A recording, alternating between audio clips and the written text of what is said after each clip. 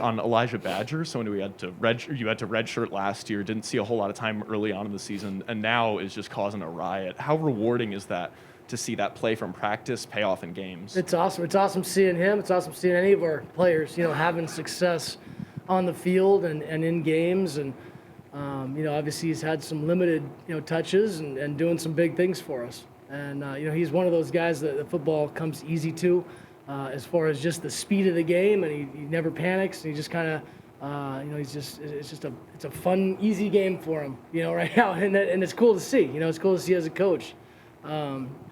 Because the talent, whether it's his hands, whether it's just his route running ability or just playmaking ability, and then just the vision in the open field and in space, it's tough to teach, and so he's got some natural stuff to him that we like having out there on the field. Hey, Zach. You guys have really pulled out a lot of specialty plays so far. Can you just walk us through the process of sort of building them and then understanding the right situations and opponents and all that?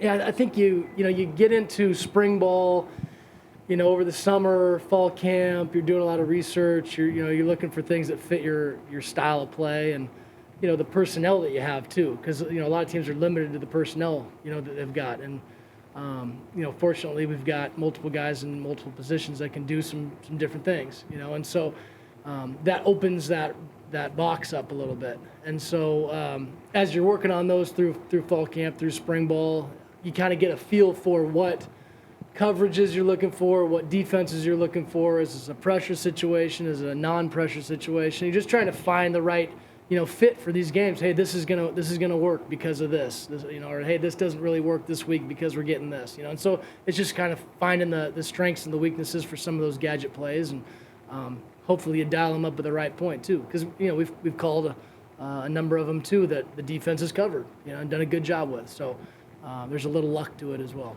Is there everyone coming up here with the mask or a policy that you have to wear? Is it like the whole shot? Yeah, in building where you gotta wear it. So Zach, as you prepare for Utah, does it help that you had a common opponent in BYU, or is that really more trivial than people think it would be? I think you're looking for similarities in whatever defenses you faced. And Utah's defense is a very good one to begin with. Obviously they've got a lot of guys back, and they do a good job with their pressures, and I think their coaching staff does a very good job with making sure they're detailed and not trying to show too much and disguising things well, and so it's complicated. It's a good defense, and they're pretty sound with what they do, and they've got some good players at every level of that defense. Yeah, every week's different. You're looking for that game plan that fits that defense and how you're going to attack them, and then you go with it, and hopefully it works out. Common opponent is a factor. Both of you guys think Yeah, you're looking at all the film from every game, and so it kind of fits like what offense is going against that defense and how that kind of looks and all that stuff. Zach, your offense is doing quite well in some of the more popular metrics that people look at: yards per play, points per play, yards per pass, third down efficiency. How much, like which of those or others do you really key on, or if at all? And what do you think those things say about where your offense is at?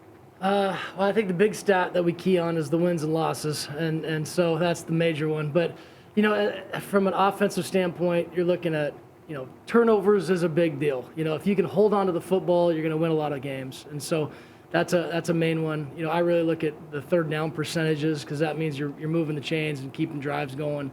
We look at explosive plays. How many explosive plays are we getting each game in the run and the pass? And that's a big dictator for, obviously, yards and scoring points. And so obviously, your red zone percentage, which we need to do a better job at. We're not where we want to be in that spot. Those are the main ones: turnovers, third downs, red zone. So How are you doing this year in explosives relative to other years, what you would expect? And also maybe completion percentage, because Jaden is leading the Pac-12 in that. Yeah, the completion percentage has been good, and we want to be efficient with that passing offense. Explosive plays have been up as far as we've reached our goal in I think every one but one game in the explosive plays. Third down, we want to be above 50%. That's our goal, and right now we're doing that.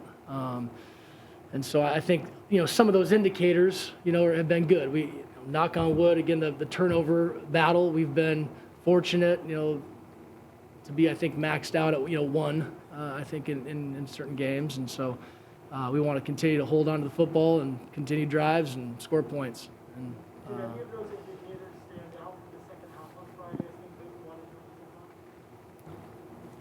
I think we started out the game, I think we were 6 of 6 on third downs at one point, and then we kind of got into a little slump on third downs, and that took us out of a few drives. I mean, right after half, we get to a 3rd and 4, and we don't convert, and now we're punting, and so that was a big one. Obviously, we only had one turnover, and that was that 4th drive, in the second quarter. That's really what it comes down to, and then kind of stalled out in some red zone situations. Oh, sorry. Are those third down conversions something that you can zero in on focusing, or is that just kind of a byproduct of the offense kind of improving overall? I mean, we game plan our third downs heavily, so we go into a game and we see what they're doing and try to put together the best game plan that we see fit, and then you're feeling that out through the game, and trying to see, what their reaction is to our offense and to what those down and distances are, but yeah, you take some time to really look at the third downs and put together what you feel like is a good plan, and then hopefully the guys can go execute. Zach, the versatility of your personnel, you've talked about that several times. How much does that empower you when you're trying to put in a package for an opponent, knowing that you are willing to pull all your linemen, you have the ability to block on the perimeter the way that you do, you have a utility piece like Case Hatch, et cetera? What does that do? It's really nice. It is, and we try to spread the ball around as much as we can, and personnel things for certain guys, and I'm fortunate that we have multiple guys we're trying to get the ball to, and but then it can be hard on the other side too, certain guys not getting touches or whatever, and then you're fighting that battle as well. But everybody in each position wants more experience, wants more catches, wants more, but we're doing a good job of keeping that a team focus, and rooting for all the guys on the offense, whoever's getting catches or touchdowns or yardage, on the ground or whatever it is. And I think the guys are staying, team-centered with their focus, because a lot of times, especially mid-season, you can get into I only have 3 catches, or I only got this, or I only got that. And the I mentality is going to create negativity, and that can lead to losses. So we're trying to focus on the wins. We're trying to focus on playing as a team and going and doing it for each other. Zach, this is the first of a couple cold weather games that you'll probably have. Salt Lake, Seattle up there, Corvallis as well. What's the message to the team in playing in a cold weather game? Game's a game. Got to have the right mindset. Yeah, it's football. Here we go. Yeah, I mean, the guys, they respond well, we played at Oregon State late in the year last year. It was 45 and absolutely pouring, on us. And, we ended up handling it the right way, and it's just getting the right mindset, and not letting yourself or others be complacent. Just keeping those standards high, and at the end of the day, you got to win a football game.